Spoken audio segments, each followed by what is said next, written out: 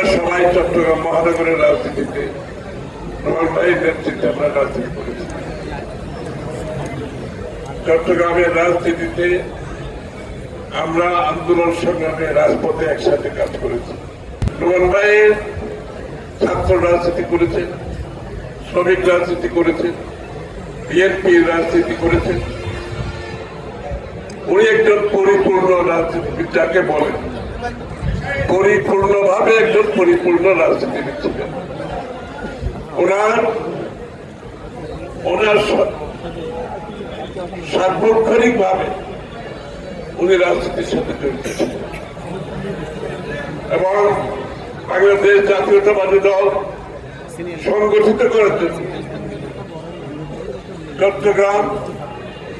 চট্টগ্রাম মহানগর, উত্তর দক্ষিণ সহ এই অঞ্চল এবং যেখানেই দলের ডাক দেওয়ার জন্য ওনাকে বলা হয়েছে উনি সেখানে ছুটে গেছেন।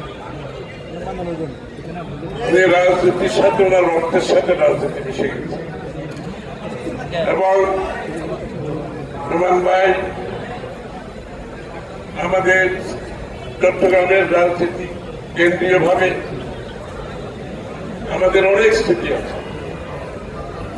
সুখ দুঃখ ভালো খারাপ সময় আমরা অতিক্রম করি। সরকারের ভিতরে, সরকারের বাইরে, রাস্তায়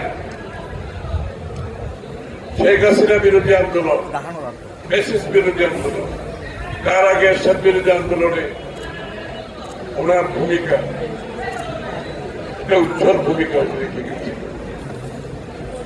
এবং আমরা চট্টগ্রামের রাজনীতিতে আমরা সকলে ওনার অবদানের জন্য আমরা ঋণী ওনার কাছে। নোমান ভাই হয়তো আরো সুস্থ থাকলে, আরো কিছুদিন বাঁচলে আমাদের আগামী রাজনীতিতে, বিশেষ করে আজকের যে প্রেক্ষাপট, আরেকটি ক্রান্তি লক্ষ্যে আমরা এসে পড়েছি।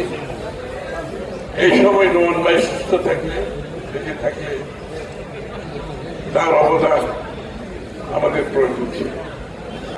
আমরা যে ত্যাগের মাধ্যমে পরিণত হয়েছি, এটা পরিপূর্ণ রাজনীতি, পরিণত রাজনীতির জন্য বিএনপি কাজকে এখানে নিয়ে আসছে, সেখানে নোমান ভাইয়ের অবদান ছিল।